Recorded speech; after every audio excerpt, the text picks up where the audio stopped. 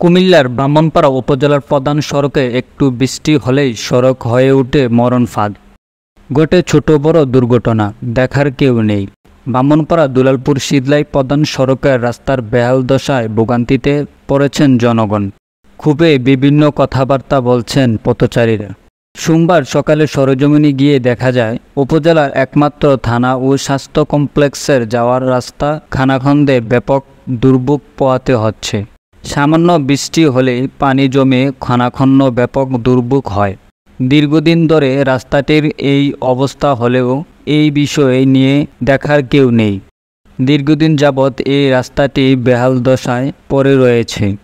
এই রাস্তা দিয়ে প্রতিদিন হাজার হাজার জনগণ যাতায়াত করেন। এছাড়া উপজেলা স্বাস্থ্য কমপ্লেক্সে ও থানা এই রাস্তা যাওয়ায় স্বাস্থ্য কমপ্লেক্সে অসুস্থ রোগী সঠিক সময়ে নিয়ে যেতে অনেক ভোগান্তি পড়ছেন চলাচলকারীরা। এতে জনগণ সঠিক সময়ে তার সেবা ও গন্তব্যে পৌঁছাতে না পেরে সামাজিক যোগাযোগ মাধ্যমে ক্ষোভ প্রকাশ করছেন। জনগণ প্রশাসনের কাছে দাবি করে বলেন, এই রাস্তাটি মেরামত করে চলাচলের উপযোগী করে তোলে।